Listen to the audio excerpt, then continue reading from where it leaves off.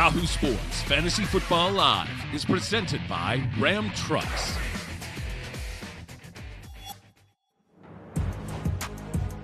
Welcome to Championship Week. We made it. More importantly, you made it. Congratulations on getting here. You're so close to a title.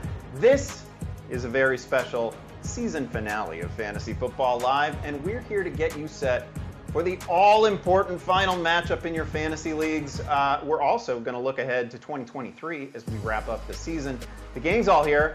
I'm Andy Behrens. I'm joined by Brandon Ayuk's hype man, Matt Harmon, and by Stanford standout, Tank Williams. As we kick off our final episode of 2022, let's just take a look at who our fantasy MVPs were this season. Guys, you can define this however you like. It can be your team. It can be all teams. Matt, start us off. Well, you know, before there was Brandon Ayuk, I was the personal hype man many years ago for one Tyler Lockett. And let's keep it going, man, because he is my MVP of fantasy for a couple of different reasons here. Number one, I'm not going to come here and say, oh, Justin Jefferson or one of these many other stars. What a great pick you could have made this year. I'm going to talk about a guy in Tyler Lockett who literally, you know this, Andy, in like analyst drafts with all the big brain people out there, you could get this guy in like the 11th round because everybody was so scared of the Seattle offense. Well, that was a terrible take. Tyler Lockett's been absolutely awesome this year because he is an absolutely awesome player. He is a great example of why sometimes you just need to close your eyes and trust the talent at the wide receiver position, because Lockett is a legitimate number one receiver. He's a star. It's all there for us to see at this point. And most importantly, why he's my fantasy MVP, because my God, every single Tyler Lockett team I had this year was absolutely cruising right up until last week when I got bounced from basically every semifinal matchup. So he certainly, look, you can't argue with the facts. Tyler Lockett leaves, and I'm screwed in fantasy. So he's my most valuable player. That's actually a really good call. Relative to ADP, it's hard to beat Tyler Lockett. My guy didn't come cheap, but Travis Kelce, let's just talk about where he's at right now. He has 246.7 fantasy points in a Yahoo default scoring league, and that's 86 points ahead of the number 2 tight end. He's doubled up the scoring of all but 5 players at his position.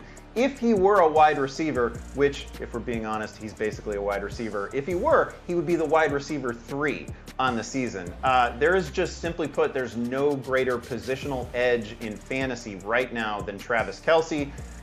He's on the wrong side of 30. Maybe this is going to last forever, but it's lasted throughout this year. He's been a tight end 1 in 12 of 15 weeks this year. That is just absolutely crazy. Tank, who is your MVP? I got to go with the cheetah, Tyreek Hill. And the reason is because Tyreek, a lot of people were doubting him coming into this season.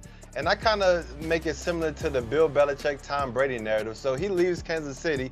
He's going to Tua, who supposedly can't throw a deep ball. And so then all of a sudden people just start dropping Tyreek, the cheetah, out of their rankings. I know I saw going into the season, in some cases, he was down well below, the 10th best wide receiver in fantasy, which I didn't get. And so once you got into the season, he started off the first week and he had 8 for 94 and say, okay, he may be able to do something with Tua.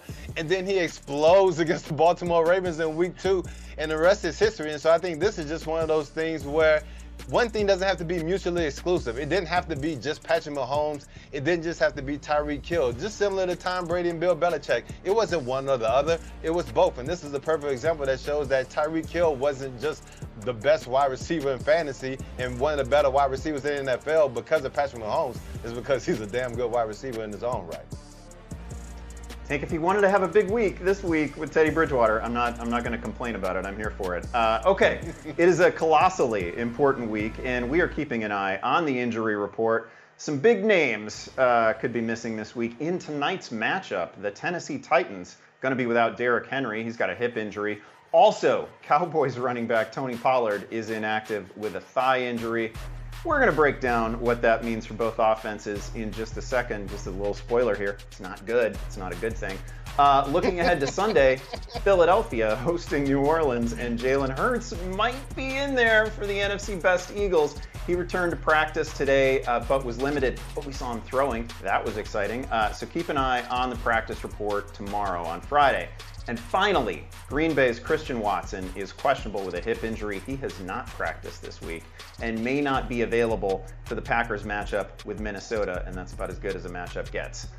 All right, fellas, we have another Thursday night tussle here to preview on Fantasy Football Live. The Cowboys are a double-digit favorite against whatever this junior varsity version of the Titans is that we're going to get. Of course, Tennessee is looking ahead to the Jacksonville matchup in Week 18 that their entire season depends on. But fantasy managers need these points tonight. Matt, we just mentioned the injuries to Pollard, to Henry. What should we expect from these backfields? Yeah, let's start off with the easier one, and I think that's the Tennessee Titans backfield. Hassan Haskins looks like he's going to get the call up with Derrick Henry out. Man, I've gotten some Hassan Haskins questions. I feel like you got to be pretty desperate. Like, you got to be in a bad spot to be starting Hassan Haskins in your fantasy championship matchup. I mean, it would be one thing if Ryan Tannehill was still out there. Well, he's not going to be out there. Malik Willis, not that he's been good. He's not even going to be out there. It's going to be Josh Dobbs, the guy they just signed off the Lions practice squad less than 10 days ago. I mean, how many points, how many drives is this Titans backfield really going to be able to, or this Titans offense really going to be able to mount? So I don't have a lot of high expectations for Haskins. On the Dallas side, this looks like a great spot for Zeke. Pretty much just take all of the matchup notes about the Tennessee Titans run defense and throw them in the trash, okay? Because Zeke is going to get the ball 20 times. He's going to get in scoring range. I feel great about him. And I don't even hate, like, again, you got to be desperate, but maybe like DFS, prop type stuff. Malik Davis, potentially in the second half of this game, playing in the Tony Pollard role. That guy's popped a little bit this year. I would keep an eye on him, just, again, from a DFS or prop standpoint. Love the Malik Davis shout out. My guy here is going to be Michael Gallup. And listen, I understand you're in championship week. Maybe you've got better receiving options. Maybe it's not a 16, 20 team league where Michael Gallup is a surefire starter. For me, in one of my matchups, he is. What do I like about him? Well, last 4 weeks, he has 3 touchdowns. That's pretty good. In 4 of his last 5 games, he's seen at least 6 targets.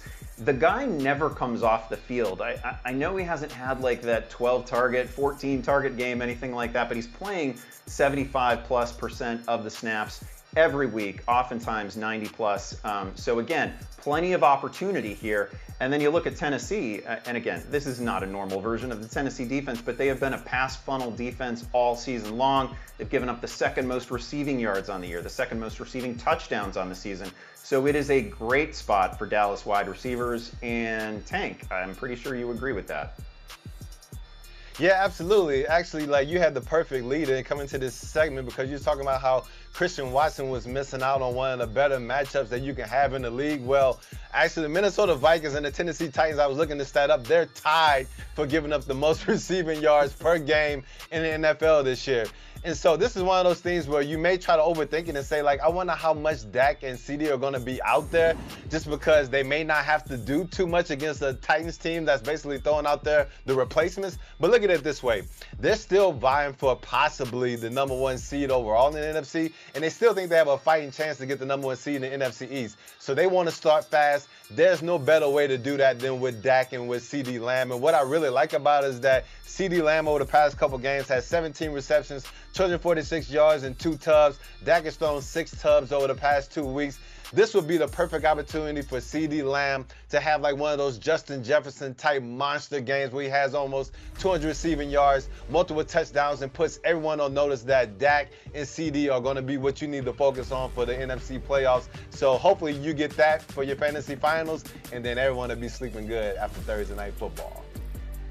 Yeah, it's always important to remind people that it's not a bad thing. Like, if your quarterback, your running back race out to a big lead, they probably have something to do with it. They've probably done some of that scoring, so don't sweat that too much. If you thought we were finished with this game, well, we're not. We have some Thursday player props from Minty on Mad Bets. I'm Minty Bets, and here are my primetime props for Thursday Night Football. First up, Dak Prescott over 1.5 passing touchdowns at -135. Dak has thrown for 2 or more touchdowns in 7 of his last 8 games. He's going up against a Titans defense who's allowing the 2nd most passing yards and 2nd most passing touchdowns to opposing quarterbacks. Give me the over. For my second prop, I'm looking at Dallas kicker Brett Maher over 7.5 kicking points at -145.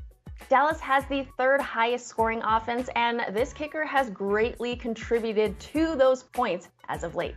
Last week against the Eagles, he scored 16 points. The week before that, 10 and 9 before that. Maher is incredibly accurate, and although I don't see a lot of field goals being scored, I do like this over at 7.5. Let's wrap up with a playoff future. I'm looking at the San Francisco 49ers to win the NFC at +240. I know the Eagles are the best team in the NFC, if not the league, but the run that San Francisco has been on is insane. This team has the best defense in the league, a top 10 scoring offense, and a third-string quarterback who has made magic. I like the value you're getting with a team as complete as this one.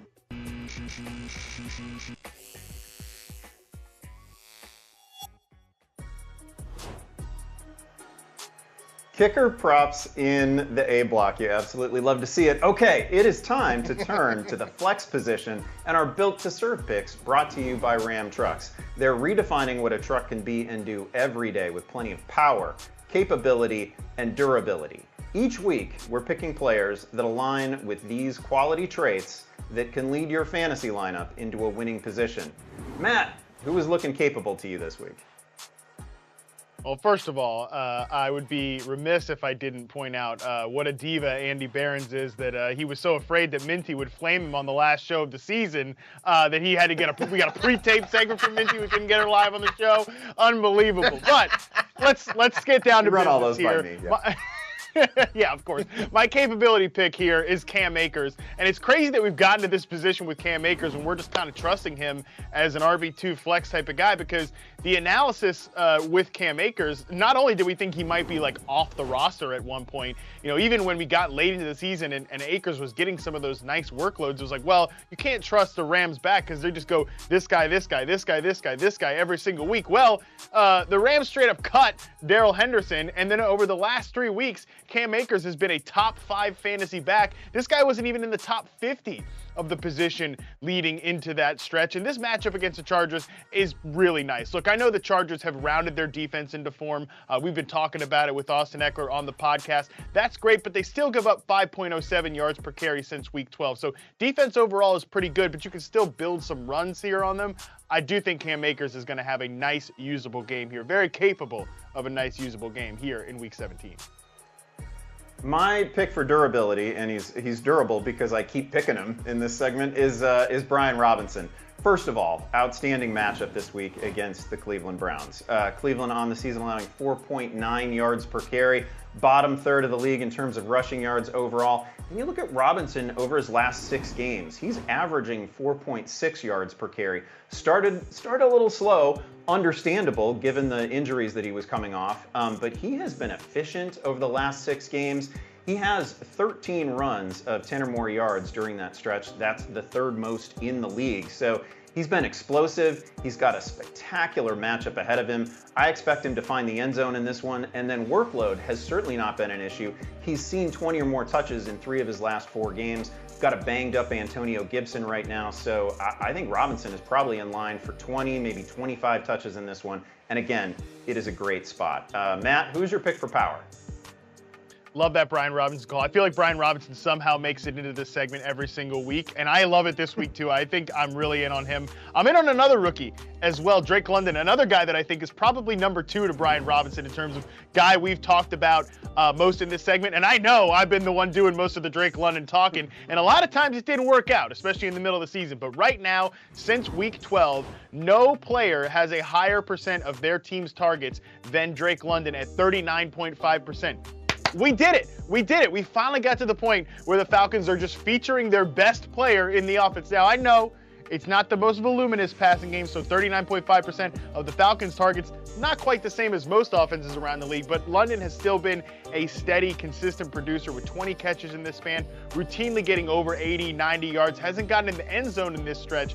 I think he and Desmond Ridder hook up for their first touchdown connection against the Arizona Cardinals, a defense that, I mean, I don't tend to buy into the whole idea that some teams are just looking towards the offseason, they're looking towards the golf course.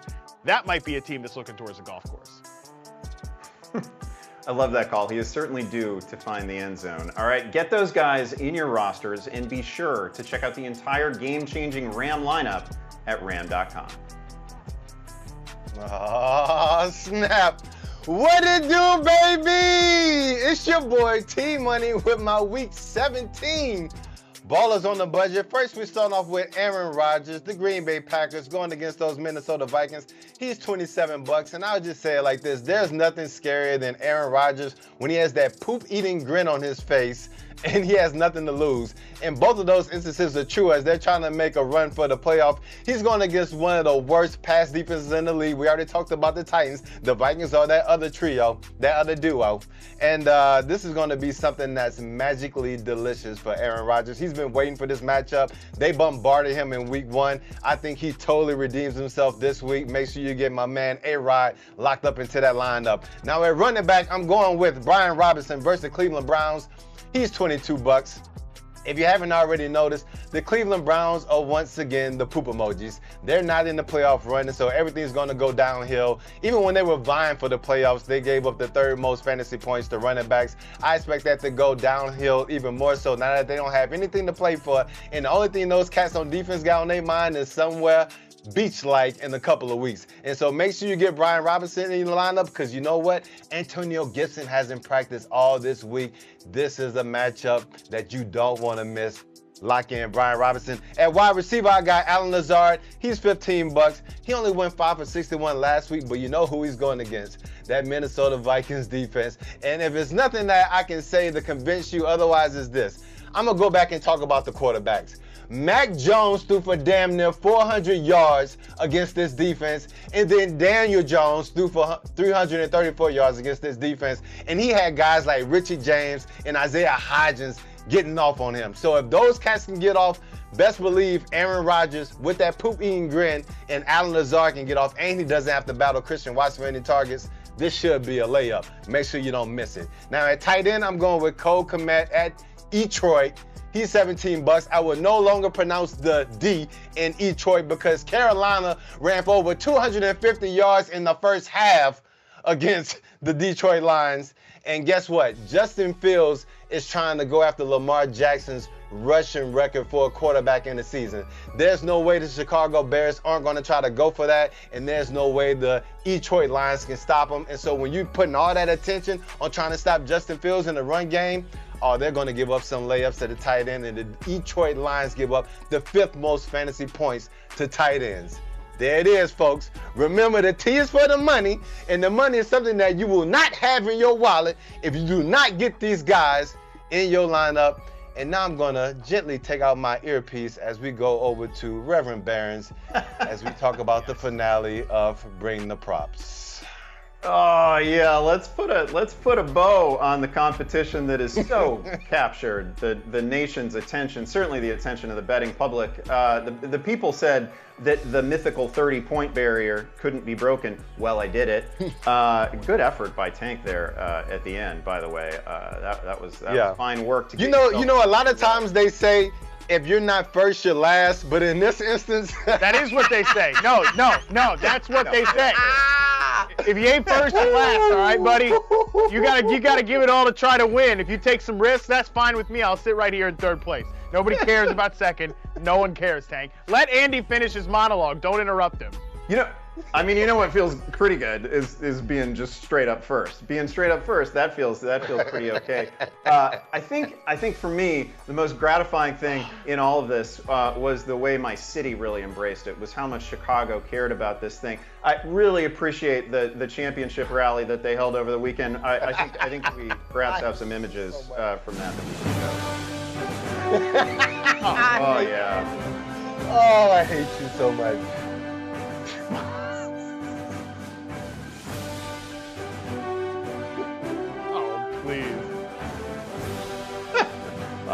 So good to see Eddie. Never smoking, Jay. Kicker props. And the kids love kicker props. They love them. Even down in Argentina.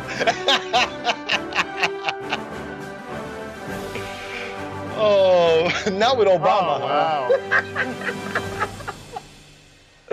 Oh, I hate you more than words can Getting a show. little emotional here. Oh, they made shirts too. They made shirts for me as well. Wow. Well, that was a moving, certainly a moving segment. It is. Wait, let's see the face. Let me see the face. Bring the shirt up. Oh man. You might be getting one of these. You might be getting one of these in time for our first show of 2023. But right now, it's time for our first break on Fantasy Football Live. When we come back, we look ahead to 2023 drafts. Yes, it's never too early.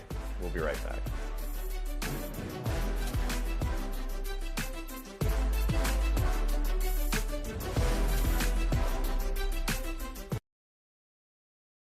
You want your sports news in more than just a few characters? With the help of a bunch of different characters? You play better than me, I respect this like you. He beat us, yes. I'm not a ball player. Prince had hops. Hosted by everyone's favorite character. Only time will tell if that's a lie or a big-ass lie. You're Calais Campbell's brother, so Calais got the most sacks that he has is on me. Give us 2 minutes and we'll give you The Rush. Weekday mornings on Yahoo Sports. Welcome to Mad Bets, everyone. I am Minty Bets alongside Jared Quay, Pam Maldonado. I'm Ariel Epstein. We've got a big Sunday night football game. It's time for some Monday Night Football. Jared, let's kick things off with you. What's your best bet this week? Oh, I love my bet with 5-star confidence. Ariel, you can call it a homer pick if you want. It's not. By the way, that probably will be in Prop Queen coming up on Sunday. I'm gonna be busting these babies out this weekend. Woo! You did that with your winning bets, huh? You've been on fire. That's what you buying with your winnings? Oh man, I love it.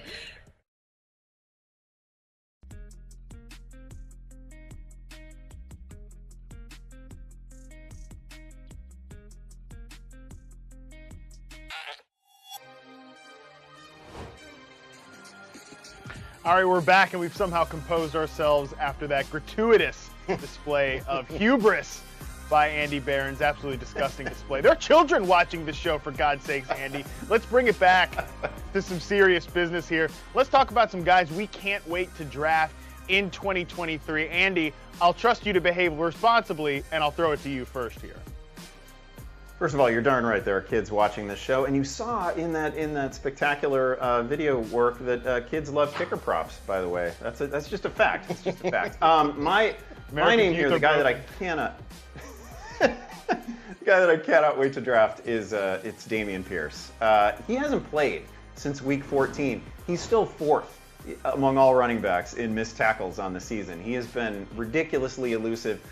He was never a workhorse running back at the collegiate level, but he has absolutely established himself as such in the NFL. You look at the draft capital that Houston has going into next season, they can turn it around pretty quickly. This is going to be a pretty exciting offense next year. Pierce, someone on the season who has gained 3.3 yards after contact per attempt this year. He's just always churning for additional yardage after the first guy gets a hand on him. He's been spectacular to watch. He's not going to be with us throughout the final weeks. That was a blow to several of my teams, but he has been tremendous all year. A weekly highlight, absolutely. So I am anxious to be drafting Damien Pierce a lot higher than we were drafting him this past year. Yeah, there's always a risk with day 3 running backs. I get that, but I mean, the Texans got other problems, okay? They can focus their attention on somebody other than the running back position. I love that call there, Andy. I'm going to stick with current rookies for my pick. I'm going to go with Garrett Wilson of the New York Jets. There's a couple of reasons I'm excited to draft him next year. Number one, this guy is unbelievably good at football. I mean, he is number 1 in success rate versus man, number 1 in success rate versus press among the guys who've charted the rookies for reception perception so far this year. He's unbelievable, and that's just him as a route runner. He's also a great guy who at high pointing the ball and then he's great after the catch. I mean, he does it all. I'm getting flustered here because he is a superstar level player already as a rookie. So I'm certainly excited to bet on that guy in his second year. But more importantly, I'm excited that we won't have to be doing games with Zach Wilson. The Garrett Wilson's done this. Games without him, he's done this. Because we're going to get Zach Wilson up out of this New York Jets roster. We're going to be getting a professional. I mean, I hope so. Some sort of professional, some sort of adult in the room with the New York Jets at quarterback. And that is only going to send Garrett Wilson to consistently great heights next year. Can't wait to draft him in 2023. Tank, who you got for this segment? Well, actually, let's go ahead and sweep it with rookies, and I'm going with Christian Watson, the wide receiver for the Green Bay Packers. And I'm hoping that by the time the draft rolls around next year, people only remember the bad things. They remember the drop to start this season against the Minnesota Vikings. They remember him being in and out of the lineup. He's going to be out of the lineup this week due to injuries.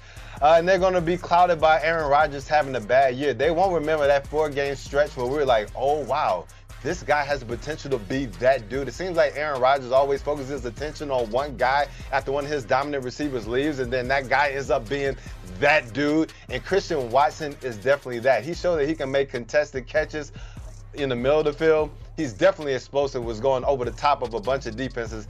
And the thing that really impresses me the most is that Aaron Rodgers wants him to be the next Devontae Adams. So he's going to work in the offseason, get healthy, get his body right, and don't be surprised if this dude explodes all year long next season.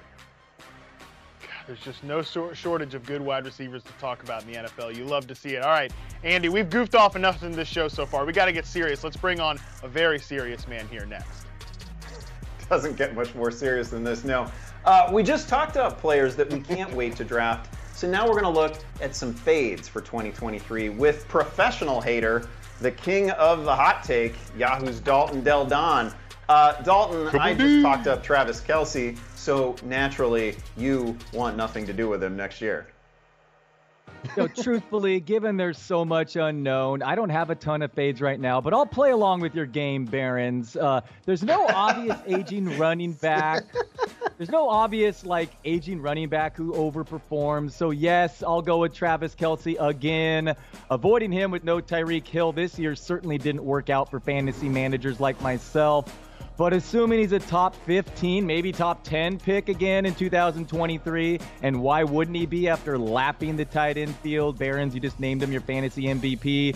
I'm still staying away. He'll be 34 years old, and while I'm aware he didn't exactly look washed, things also fell perfectly for Kelce. No wide receiver emerged with Hill gone. I mean, Justin Watson led all KC wide receivers in air yards last week. Watson is routinely running the most routes on the team. That's not happening in 2023. Kelce's going to see more competition at an advanced age, whether it's Kadarius Toney, Sky Moore evolving, or an early draft pick that's very likely. The Chiefs will have better wide receivers next season. So I'd rather be a year too soon than a year too late, but I'm sure Kelce will shove it in my face once again.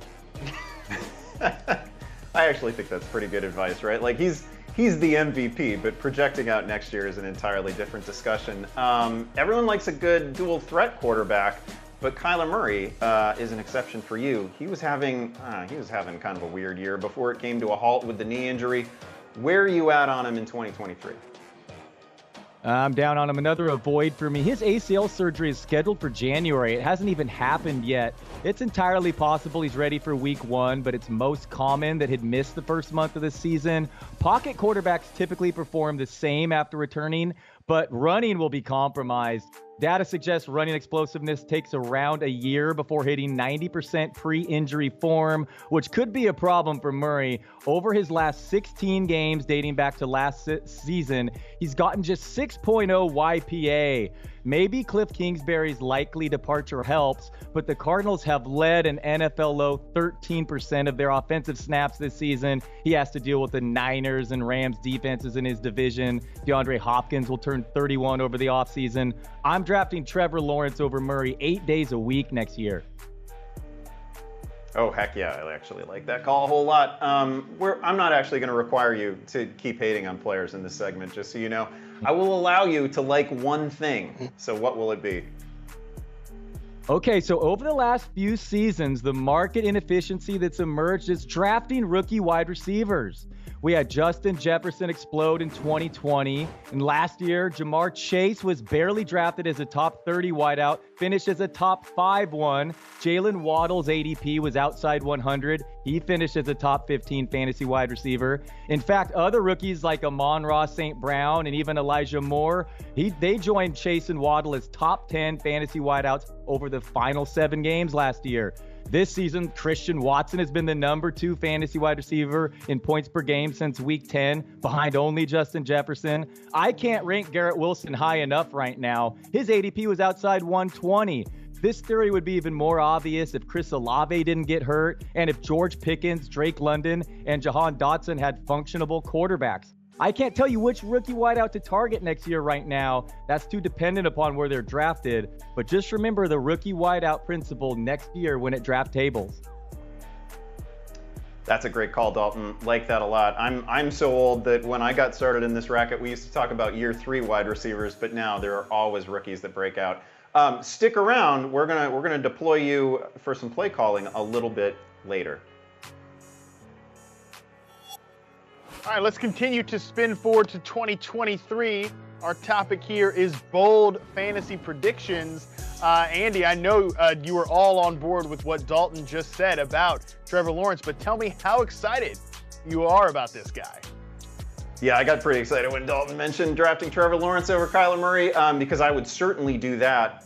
We did this same segment last year, and I think I called Trevor Lawrence a QB1. He was going to be a top 10, top 12 QB this year, which of course he is.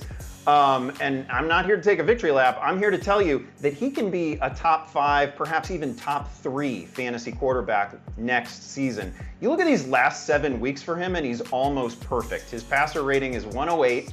He has 14 touchdown passes, only 1 interception. He's completing about 70% of his throws. He looks fantastic. Clearly things have clicked. Oh, by the way, he gets Calvin Ridley last year. I'll give you a bonus prediction. Calvin Ridley can rejoin the ranks of the wide receiver ones.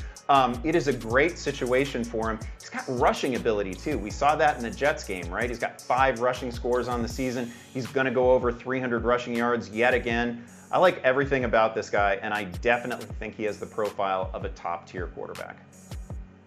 Yeah, I love that Calvin Ridley mention. I feel like if Ridley is fully integrated and fully in sync with the program, like they could have a Josh Allen, Stephon Diggs sort of dynamic next year. Prepared for me to say that about 1 billion times over the offseason, by the way. So get the drink count ready.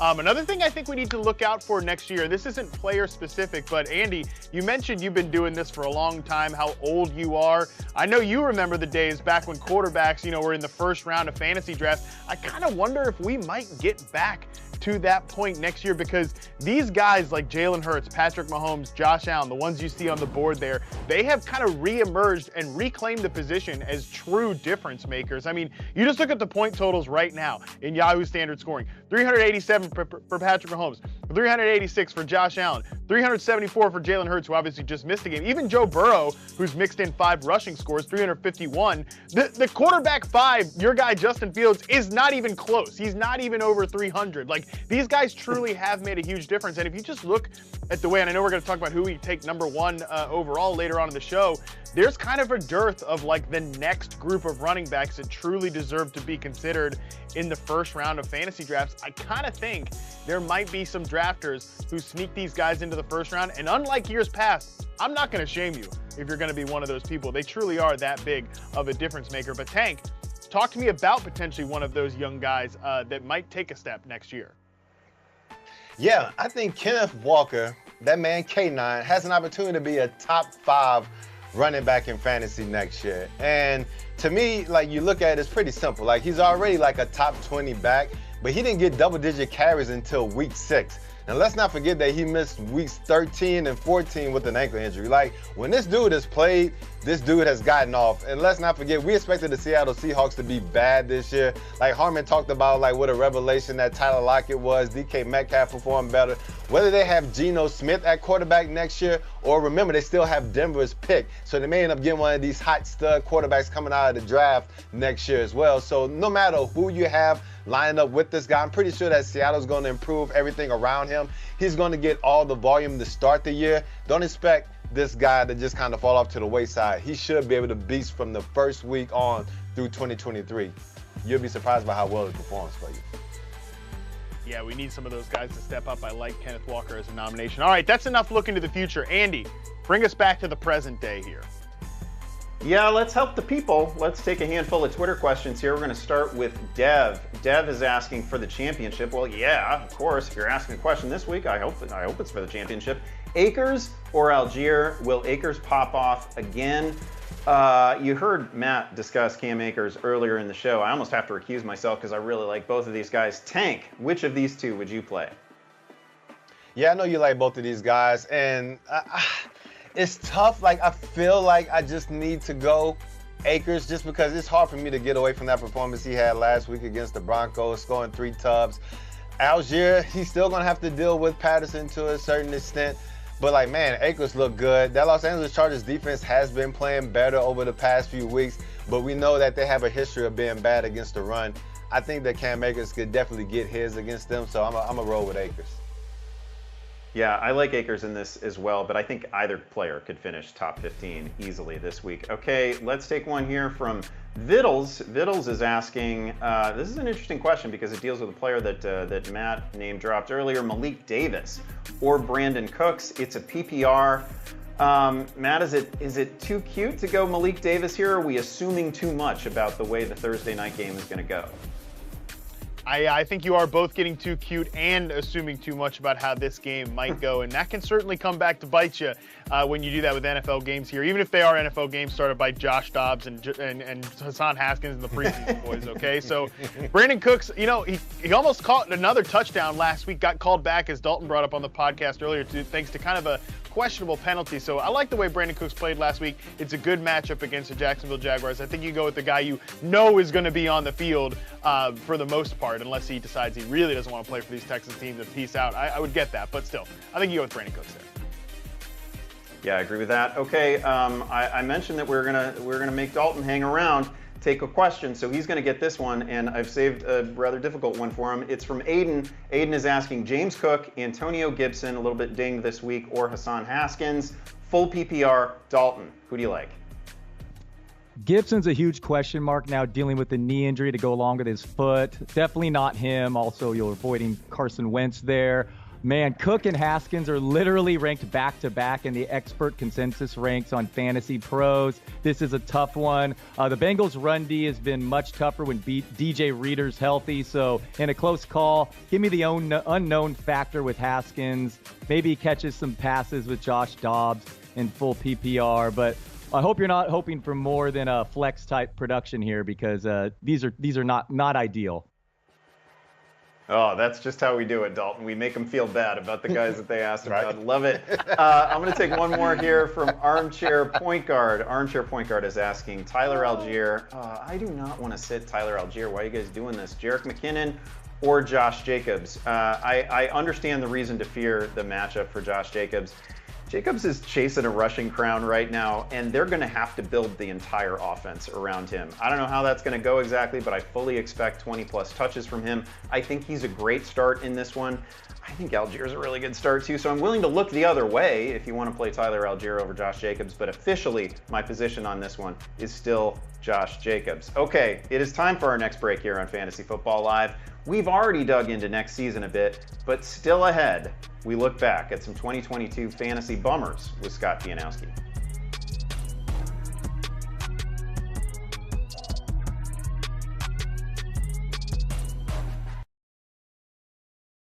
You want your sports news in more than just a few characters? With the help of a bunch of different characters? You play better than me, I respect the shit out of you. He beat us, yes. I'm not a ball player. Prince had hops. Hosted by everyone's favorite character. Only time will tell if that's a lie or a big-ass lie. You're Calais Campbell's brother, so Calais got the most sacks that he has is on me. Give us 2 minutes and we'll give you The Rush. Weekday mornings on Yahoo Sports. Welcome to Mad Bets, everyone. I am Minty Bets alongside Jared Quay and Pam Maldonado. I'm Ariel Epstein. We've got a big Sunday night football game. It's time for some Monday Night Football. Jared, let's kick things off with you. What's your best bet this week? Oh, I love my bet with 5-star confidence. Ariel, you can call it a homer pick if you want. It's not. By the way, that probably will be in Prop Queen coming up on Sunday. I'm gonna be busting these babies out this weekend. Woo! You did that with your winning bets, huh? You've been on fire. That's what you're buying with your winnings? Oh man, I love it.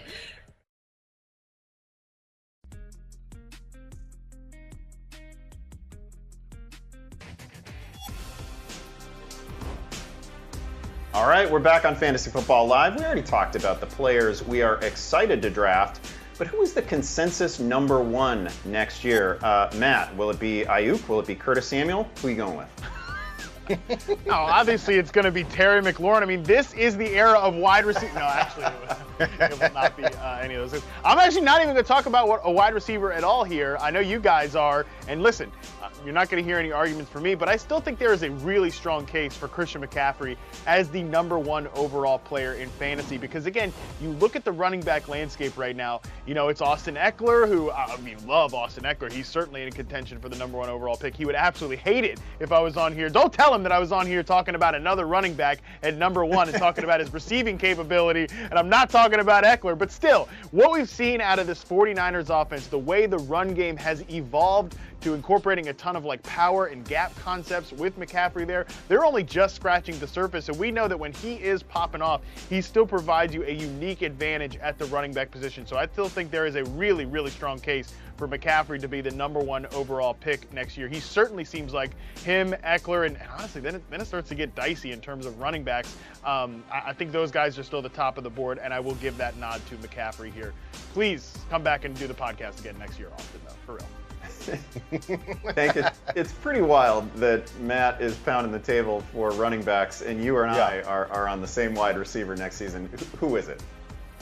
Yes, I'm going to give him a little taste, and then I'll let you finish it off. We're going with Justin Jefferson. And let me just kind of walk you through like a little timeline. So when he started off the season, he went 9 for 184, 2 tubs, and folks were like, yep, Justin Jefferson, he's that dude. And then over the next couple of weeks, dude had 9 receptions and 62 yards. And then all the people that got him #1 was like, damn, I messed up. But then weeks 4 through 10, this dude just exploded. And they was like, yeah, Justin Jefferson, like, he's definitely that dude. And the one thing that solidifies that for me is this. Like, you know, I love me some Christian McCaffrey. I'm a Stanford guy. We still don't know for sure how Kyle Shanahan is going to divvy up the workload for Christian McCaffrey and for Deebo Samuel and try to get all these other playmakers involved. One thing we do know is that my man Kevin O'Connell is going to feed JJ early and often every damn week, and that's why Justin Jefferson is going to be the #1 pick in a lot of fantasy drafts next year. Yeah, I think we also can't ignore the uncertainty at the running back position too, right? Like, we're in week 17 right now, and who's not able to help us this week? We've already talked about Tony Pollard and Derrick Henry. Austin Eckler's dealing with a knee thing. Jonathan Taylor didn't make it this deep into the season. Javonte Williams got hurt a million years ago, right? Like, it's just that uncertain. Derrick Henry isn't playing. Justin Jefferson is 23 years old. That's the other thing that we have to keep remembering about him. He's 23 years old. He already has a 1,400-yard season, a 1,600-yard season, and he's about to have like a 2,000-yard season. He's coming into his best years. This is an absolute supernova level star, and they're going to run it back with basically the same cast next year, except they probably make some positive tweaks to the offense. I'm all in on Justin Jefferson. I was too much of a coward to take him first overall this year. I wish I'd done it. I wish I had more shares of him. He's going to finish the season with a couple of like 150-yard games. I think he's absolutely a perfect receiving weapon. Again, he's only going to be 24 next year. That just blows me away. Someone who's not going to be 24 next year, but is still really, really good. That's Scott Pianowski. Matt Harmon, you're chatting with him right now. Oh, I am always blown away by the great Scott Pianowski. Unfortunately, Scott, we're not talking about a lot of fun stuff here. We're talking about the biggest bummers from this year. It's really unfair. They're like, let's bring Scott on the show, let's bring Dalton on the show, and let's have them handle the tough topics while the three of us just get to goof around. But Scott, that's what you're here to do. You're here to handle the toughest stuff. So tell us, what was the biggest bummer from fantasy this past year? Yeah, my fantasy experience goes way back, and I've never seen a quarterback landscape this messy. Russell Wilson falls apart. Tom Brady and Aaron Rodgers show their age. Kyler Murray gets hurt. Lamar Jackson gets hurt. Dak Prescott was hurt for a while. Mac Jones apparently wants to be the Grayson Allen of the NFL, the dirtiest player in the league, and by the way, not playing any well at all. Derek Carr benched. Let's get Jarrett Stidham in there for the playoff weeks and start him or sit him. Nobody wants to see that. God help you if you're going up against the 49ers defense this week. I feel like there are like 7 or 8 teams that feel good about their quarterback right now. You know, Andy was talking about Trevor Lawrence being a top 3 quarterback next year. He's top 5 this year, in part because the position is so ugly. And the reason that frustrates us is twofold. One, we a lot of times want to get our quarterbacks on the affordable side. It's been hard to find that affordable quarterback because even the guys we paid up for mostly have been disappointing. And two, when the quarterbacks play poorly, it connects to the entire offense. It keeps teams out of scoring position. It hurts our running backs. It hurts our receivers.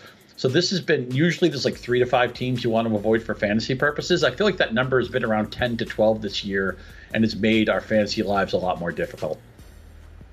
Yeah, you don't have to tell my Mike Evans, Michael Pittman, Terry McLaurin teams twice about the whole quarterback play has been down so far this year, Scott. I hear you loud and clear on that one. Now, one position that's also, I mean, quarterback was troublesome. Tight end had to be even worse. Yeah, I mean, we always have fun with what's the difference between Kelsey and the number 2 tight end, and how far do you go from the number 2 tight end to the same gap. TJ Hawkinson has actually made this a little bit less crazy lately. I mean, Kelsey's far and away the tight end 1. Right now, Hawkinson, who's played pretty well in Minnesota, was great in week 16, is the tight end 2. And then you drop the difference between those guys is about the difference between Hawkinson and, say, Jordan Akins, somebody outside the top 20. It's going to be difficult next year because Kelsey's into his age 34 season. I know Dalton talked about him earlier as being a possible fade. I'm going to get pushback from Barons on this. I don't think you get rid of the tight end position. I think we just all have to struggle with it. Maybe next year they'll finally get Kyle Pitts unlocked. Maybe Dallas Goedert will be healthy for a full season. I'm really excited to see what Hawkinson does. First round pedigree, mid-20s from the University of Iowa. Don't hold that against him. So I think he's an interesting guy to get next year. Keep the tight end position. You want to add a flex or 2, that's fine. But don't, just because Kelsey dominates the position, don't knock everybody else off the page and throw them all into flexes. I still think we have to pick tight ends next year. Damn right we got to pick tight ends next year. Imagine being like, you know what? It was kind of hard. We should just go ahead and quit. That's soft behavior. We're not soft on this show, and you're not allowed to be soft either. Listen, rookie running backs, though, that's typically a position we can count on in fantasy this year, Scott. But again, another kind of disappointment here. Yeah, I think it goes down as a mild disappointment. Right now, Kenneth Walker is the only rookie tight end in the top 20. Damien Pierce would be in the top 20 of the position if he stayed healthy. And then we have guys like Robinson. We have guys like Algeria who run the ball well, but they haven't caught the ball so much. Pacheco's in that group. They haven't had the greatest touchdown luck. So I think it goes down as maybe a C+ or a C year for the rookie running backs. Usually, a lot of times you look back this time of year and think, oh, why didn't I see these rookies coming? And then this year it's been more of the receivers, right? The Jahan Dotson's developing late. Garrett Wilson's been really good. Chris Olave's had moments. And the rookie running back class, I think, goes down as a little bit of a disappointment. Walker's been hurt at times. But mostly it's because these guys, teams are going committee now. And a running back, even if he plays a lot for a team, he may not play on third down. He may not be a goal line back. So what we're seeing is some of the rookies who have popped, they popped in one area, but maybe they're not asked to do the 2 or 3 things that bring fantasy value that make them every week starters. Well, it might have been a C+ year for rookie running backs, but it's been another A+ year for you, Scott. Stick around. You and I are going to help some people with some questions later on. But for now, let's throw it to Andy and Tank and do a little wish casting for next year. All right, Tank, this is a little change it up time. And the concept here, it's very simple. If you could make one enhancement to any player or team situation to boost their fantasy appeal next season, what would it be? Get us started. Oh, okay, so my first wish list is this. No more running back by committee in Kansas City. Please, like, if CEH didn't get hurt, like, Andy Reid was really gonna, like, torture us with a 3 running back committee the entire season. But then, like, once CEH got put on ice, once, like, Jared McKinnon and Isaiah Pacheco all of a sudden became relevant. And wasn't it glorious? But can you imagine if just one running back soaked up all that volume? Just go back and think about Brian Westbrook in Philadelphia and what he was able to do with the Eagles when he was that lone back in Andy Reid's system. Like, I think just Andy Reid just doesn't want us to have nice things in fantasy, but don't you wish he did? I truly do, but Brad Westbrook isn't walking through that door. For me, this is going to be Travis Etienne, but with actual receptions. This is not the version of Travis Etienne that was exactly promised to us, right? He, in his final 2 seasons at Clemson, with the same quarterback, caught 85 balls. Like, this was a core competency for this player. He's been great. He's got 1,000 yards in 15 weeks. He's been absolutely outstanding for fantasy managers. No complaints there.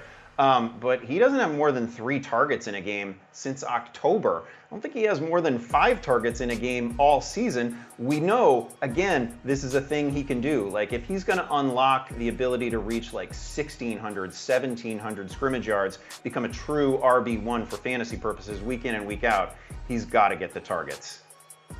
Talk to me now about Kyle Pitts. Kyle Pitts. We need the exact opposite of whatever the hell that was this year. Okay? Like, if that means Arthur Smith needs to kick rocks, so be it.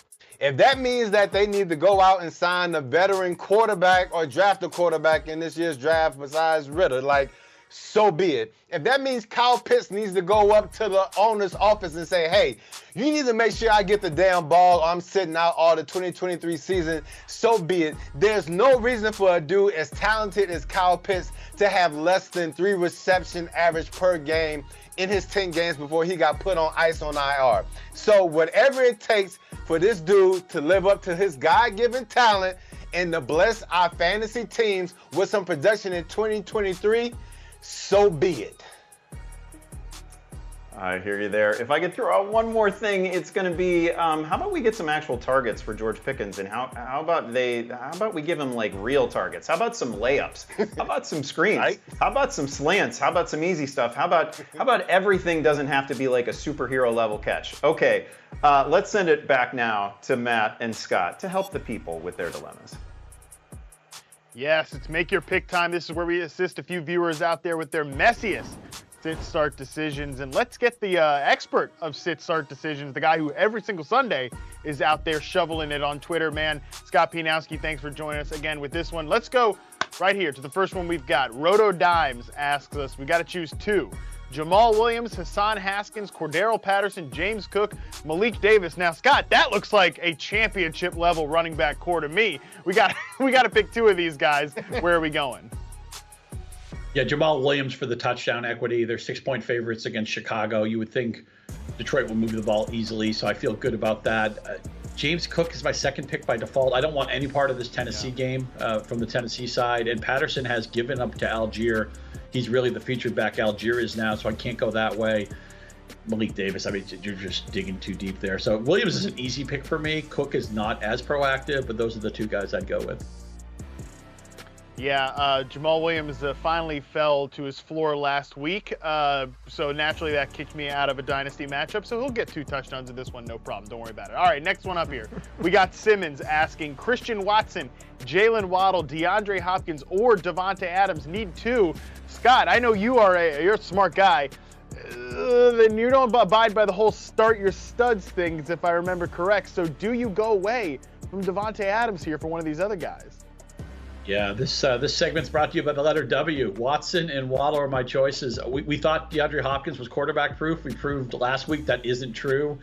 And I think Jarrett Stidham is going to throw for like 97 yards against the Niners. I think they're going to eat his lunch. Waddle was an easy start. Watson is the more controversial one. I don't care that Adams was probably your first-round pick or somebody you gave up a lot in a trade or something like that. I just want to play the players I think have the best chance to succeed. And Watson should succeed against that very leaky Minnesota secondary. Let's just say hypothetical Watson doesn't play. Do you like Hopkins or Adams better? I think it might be Adams, but what do you think? Yeah, I would go Adams in that situation. That's close. All right, last one we've got here from Kit. In a PPR flex situation, we've got George Pickens, DJ Chark, Zach Moss, Jacoby Myers. We need 2 of these guys, Scott. This one I definitely think these guys are all pretty close, and it's challenging. Where are you going? Yeah, Moss, because he can get 15 to 18 touches. We saw last week. I know the Colts didn't do much right on Monday night, but at least Moss was their bell cow. I like the way Chark has played lately. He's become a featured part of this Lions offense. Now, all their tight ends touchdowns went to a tight end we've never heard of, but I lean Chark. I wouldn't arm wrestle you if you wanted to play Pickens. Moss is the easiest play here. As far as Myers goes, yeah, he caught the Hail Mary deflection last week, and he's one of my favorite players, but you don't want any part of that Patriot offense. So please don't play Myers. I go Moss first, and Chark a slight preference over Pickens. I think I might go Pickens and Chark. It's just such a slop fest in that Colts offense. And although Moss had a little bit more passing down equity than imagined, it's a decent matchup. So I'm with you. I think in the end, DJ Chark seems like actually the most appealing option to me, and then it's Zach Moss. I mentioned that slop fest with the Colts offense on Monday night. We, of course, as we always do, talked to Austin Eckler on the podcast this week. He had some thoughts on the Colts offense. This is the most hilarious moment of the show all year. Take a look. Michael Pittman at the New York Giants versus Mike Evans against Carolina, like we've mentioned. This is like my personal nightmare, these two guys. So, Austin, you just saw the Colts last night, and so did we. That was not that fun.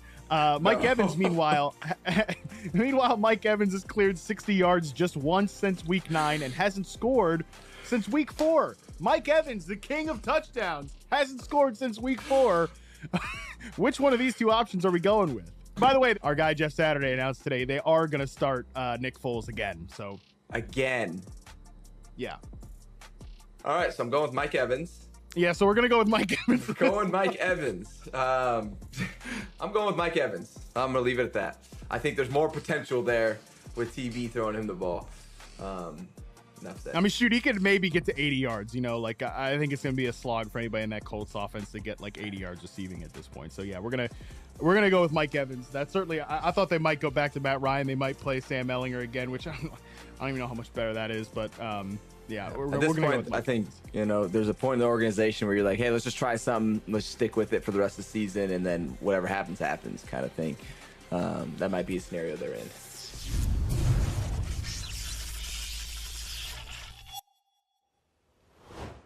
Oh, incredible! Oh, look at that! Look at a fresh banner. Look at years ago when Tank Williams used to. I mean, yeah. Remember those days? Yeah, there's still a lot of Tank Williams on there, but I'm just saying. Yeah, those are. Hey, I've only banners, participated for like 3 years, so that's 33% for me. I don't need to hear it from you guys. Anyway, let's try to stay focused on that fresh-looking new banner right there. We've still got a little bit of time to answer some social questions ahead of Week 17. So let's see what we've got here. We'll start with one from Bulk Blowgun. Fun name. Do any of you think I should start Ezekiel Elliott over Jerick McKinnon with Tony Pollard rolled out and Tennessee resting players? I'm worried that Dallas may pull Elliott out if they have a huge lead by the second half. Okay. I'll take this because we addressed it earlier at the top of the show. I don't really see a path for Dallas to have this huge lead that people are worried about without the best Dallas skill players going off. And if anybody's going to go off here, it's going to be Zeke Elliott. If they're up like 4 scores at halftime, that's because Zeke Elliott has found the end zone twice. I would absolutely start him here with no Tony Pollard. I think he's a layup. The problem with McKinnon, even though he's having this great like Damien Williams thing at the end of the season, he's not actually touching the ball that much. That is definitely not going to be a concern for Zeke this week. Let's go to one from Riley. Riley is asking, oh, this is a good one. Cam Akers or Joe Mixon? This is a championship week question. Matt Harmon, what do you do? Man, this is tough. I think I'm going to go with Mixon, though. I mean, that could be like the shootout of the season early on Monday night there. Man, by the way, Harmon, one question. Harmon, one question. Do you have Mixon on your fantasy teams? Any teams? No, I don't. Yeah, so I have Mixon, and that dude has tortured me. And the one time I didn't play, that's when he threw up the big number against Carolina. So speak from experience. I will play damn Cam Akers because I feel your pain with Joe Mixon. I'll go ahead and override Harmon in this one. And if he doesn't perform, if Akers doesn't perform, blame me, but I feel your pain. Waited I just had to get that out there. To use the overrule. Yeah, it's tempting sometimes to have that Monday night hammer, right? You just want to postpone it all until the Monday night game, kick it down the road a little bit. But I think I agree with Tank here. I would go Cam Akers. Let's take one last one here from Cody. Cody is asking, Tank, if you can make a case for Michael Gallup over Aaron Jones, I would love to hear it. Nah, I'm not doing this one. I'm gonna let Harmon do this one. I got all my stuff out with Joe Mixon. Go ahead, Harmon. Why are you trying to push this off on me? Listen, I like Michael Gallup tonight. I think he's got a high ceiling, but I'm going to probably go ahead and default to Aaron Jones there and just hope he's healthy for a potentially high-scoring matchup in the NFC North. Yeah, no question, absolutely. This is Aaron Jones, and that is going to do it for this edition, the final edition of the season of Fantasy Football Live. Man, that is kind of unbelievable. Before we go, we got to thank our production team. They're incredible. The legendary Dan Harris, everybody who helps manage Matt Harmon and his incredible ego. You have no idea how difficult that is. Absolutely the most challenging job in all of fantasy sports. And of course, thank you to you, the viewers, for navigating another exciting season with us, asking the questions, interacting in the chat. It has been our absolute pleasure to kick off NFL Sundays and the occasional Thursday with you. With that, for all of us here at Fantasy Football Live and Yahoo Sports, good luck in your fantasy championships. And Lieutenant Dan, Chan, Ronnie, we love y'all. Everybody else, we out.